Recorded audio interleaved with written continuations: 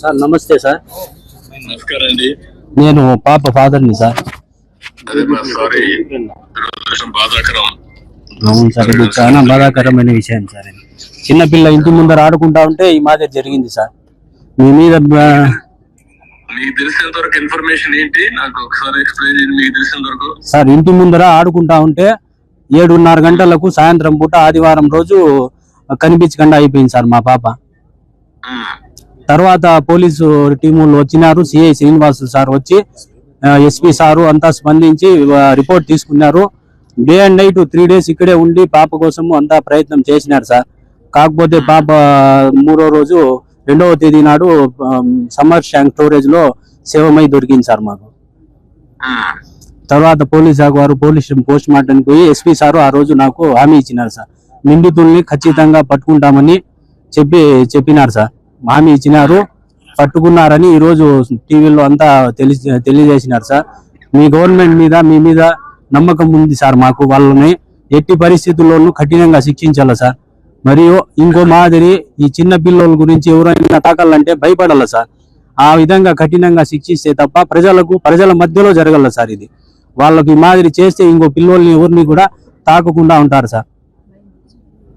అవసరమైతే ఏం చేయాలి అన్ని చేద్దామని తప్పకుండా చేయాలి. దుర్మార్గులు వేయండి, ఇలాంటి ఘోరాలు చేసే వాళ్ళని ఎట్టి పరిస్థితుల్లో ఉపేక్షించకూడదు.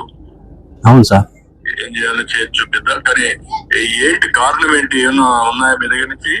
వాళ్ళకి ఏంటి, ఎందుకు మరి చేశారు ఏమో తెలియదు సార్. ఆడుకుంటా ఉంటే అన్ఎక్స్పెక్టెడ్ గా అదే తీసుకొని వెళ్ళిపోయినారు సార్. మామూలు డైలీ ఆడుకుంటే ప్లేసే సార్, మా ఇంటి ముందరే సార్, ఎక్కడో కాదు. ఆడుకుంటా అంటే 7:30 గంటలకు అట్లా ఉన్నింది. కరెంటు కూడా 10 నిమిషాలు పోయిందంట. ఇట్లా జరిగింది సార్. రిపోర్ట్స్ కూడా వచ్చినాయి. మా పాపకు ఏమి ఎక్కడ టచ్ చేసినట్లు కానీ ఏమి అత్యాచారం చేసినట్లు అట్లంతా ఏమీ లేదు సార్. అక్కడే మా పోస్ట్ మార్టం దగ్గరే చెప్పినారు, అట్లంతా మీ పాపకు ఏమి టచ్ చేయలేదు. కాకపోతే మెయిన్ రిపోర్ట్స్ వచ్చిన తర్వాత మేము మీకు అందజేస్తామని ఎస్పీ సారు చెప్పినారు సార్. అదే మనం పట్టుకున్నాము, మనోడు కూడా చెప్పారు నాకు, పట్టుకున్నాం అని చెప్పారు, యాక్షన్ తీసుకున్నారు, అవన్నీ ఉన్నాయి.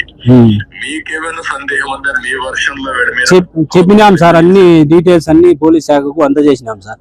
మా తరఫున డీటెయిల్స్, డౌట్లు ఉండే వాళ్ళు ప్రతి ఒక్కరి ఫోన్ నెంబర్లు, డీటెయిల్స్ అన్ని ఇచ్చినాం సార్.